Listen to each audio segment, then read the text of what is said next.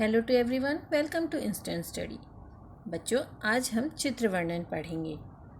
चित्र वर्णन होता क्या है? तो आओ पहले समझें चित्र वर्णन होता क्या है। चित्र वर्णन की परिभाषा: किसी भी चित्र को देखकर जो भाव या विचार मन में आते हैं उसको उसी रूप में लिखना चित्र वर्णन कहलाता है।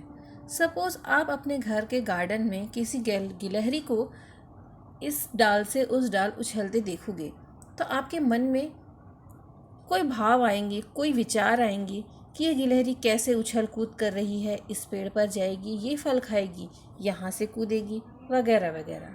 तो ये भाव, ये विचार जो आपके मन में आ रहे हैं, इसको लिखना ही चित्र वर्णन कहलाता है। चित्र वर्णन करते समय बच्चों ध्यान देने योग्य कुछ बातें होती हैं, आओ उन्हें हम जानें। चित्र को ध्यान से देखें। सबसे पहले तो हमें चित्र को ध्यान से देखना होता है। चित्र में बनी हुई सभी वस्तुओं का वर्णन क्रम के अनुसार या सीक्वेंस में करना चाहिए। पहले वाक्य में चित्र किसका है उस पर कोई वाक्य लिखना है, फिर अगले वाक्य में चित्र में क्या क्या हो रहा है यह लिखना होता है, फिर चित्र में कौन क्या कर रहा है इस बात पर ध्यान दिया जाना चाहिए। चित्र वर्णन करते समय आपके सभी वाक्य चित्र से संबंधित ही होना चाहिए। चित्र वर्णन हमेशा वर्तमान काल मतलब प्रेजेंट में ही होना चाहिए कि क्या दिख रहा है, क्या हो रहा है, कौन कर रहा है, कैसे कर रहा है। देखिए, मैं जो बोल रही हूँ रहा है मतलब प्रेजेंट में, उसी समय में उसका वर्णन किया जाना चाहिए। लिखते समय सरल भाषा का प्रयोग किया जाना चाहिए। चित्र का वर्णन करते समय वाक्य छोटे छोटे होने चाहिए। तो आओ बच्चों देखो, आपको स्क्रीन पर एक चित्र दिखाई दे रहा होगा। इस चित्र को देखकर आपको 5-6 वाक्य बनाना है। आपकी हेल्प के लिए ऊपर में कुछ शब्द दिए गए हैं। इन शब्दों को यूज़ करते हुए आपको 5 से 6 वाक्य बनाने हैं। तो चलो स्टार्ट करते हैं।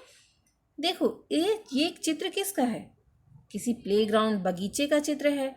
अब इस चित्र को देखते हुए मैं पहला वाक्य बनाई हूँ, यह एक बगीचे का चित्र है। अगला वाक्य होगा, बगीचे में कुछ बच्चे झूला झूल रहे हैं। देखो, यहाँ पर कई सारे बच्चे हैं, सब झूला झूल रहे हैं। अगला वाक्य मैंने बनाया है, सरिता अपनी पतंग को ऊंचा उड़ते देख बहुत खुश हो रही है। यहाँ पर मैंने सरिता नाम लिया है, आप और भी कुछ नाम ले सकते हो।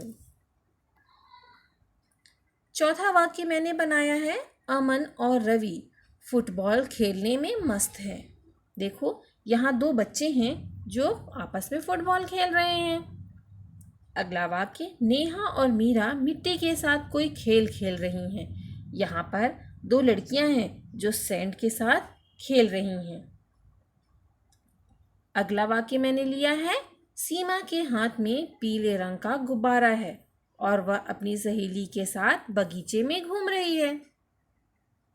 बच्चों, इन सभी 6 वाक्यों में मैंने अपने मन से बच्चों के नाम रखे हैं।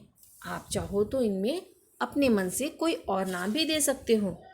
तो देखा, इस चित्र को देखते हुए और इन शब्दों को इस्तेमाल करते हुए मैंने 6 वाक्य तैयार कर लिए हैं। तो बच्चों, एक बार हम फिर से रिवाइज करते हैं। पहला वाक्य है, यह एक बगीचे का चित्र है। दूसरा, बगीचे में कुछ बच्चे झूला झूल रहे हैं। तीसरा, सरिता अपनी पतंग को ऊंचा उड़ते देख बहुत खुश हो रही है। चौथा, अमन और रवि फुटबॉल खेलने में मस्त हैं। अगला, नेहा और मीरा मिट्टी के साथ कोई खेल खेल रही हैं। नेक्स्ट एंड लास्ट, सीमा के हाथ में पीले रंग का गुब्बारा है और वह अपनी सहेली के साथ बगीचे में घूम रही है।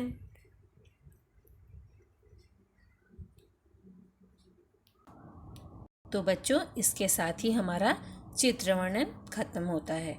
अगर आपको मेरा ये वीडियो देखकर कुछ सीखने को मिला हो तो please like, share and subscribe करिए। तो मिलते हैं नेक्स्ट वीडियो में। Till then, bye bye.